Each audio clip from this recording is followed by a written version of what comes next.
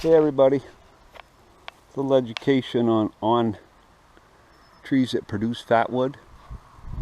This I'm lucky right here in my yard. I have actually 3 of the species that we use here in the northwest, or the northern eastern part of the country. This is spruce or balsam. They're both pretty close to the same thing. And these were ones I dug up in Belvedere and planted here. They were side the road.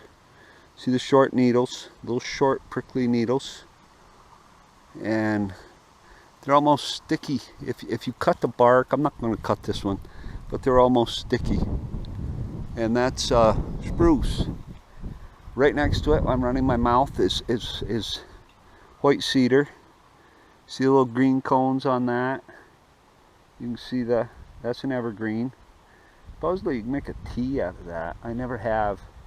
It has a very nice smell. Well, I'm going to shut this off. We'll go over to the other part of the yard where I do have a pine tree. These are cedars that I planted. I started a hedge many years ago.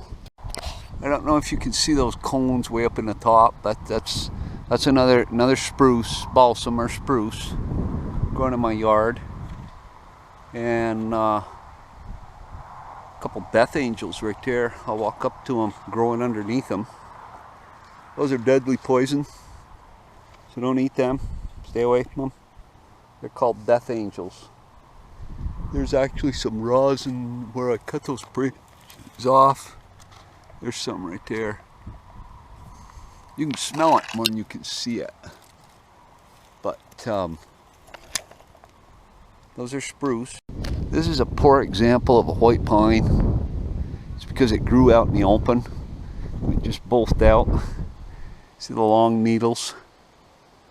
And you can make a tea that's supposed to be good in vitamin C out of those, but there's some bad things about it too, so you want to be careful.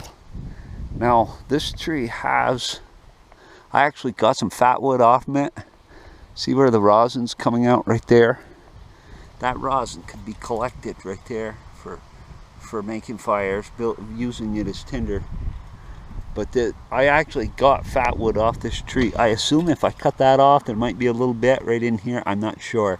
I don't know. I don't have a saw with me. You can see some on the end of that branch. I trimmed that branch so I could mow around it. And that's white pine, common tree here in the United States. Most of the United States, I believe, has white pine. An interesting tree. Good timber value, and the dead branches do make good tinder to start a fire, but they will absorb water if it's wet.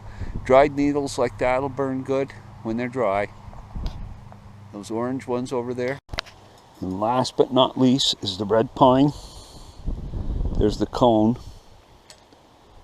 on that. These are green ones.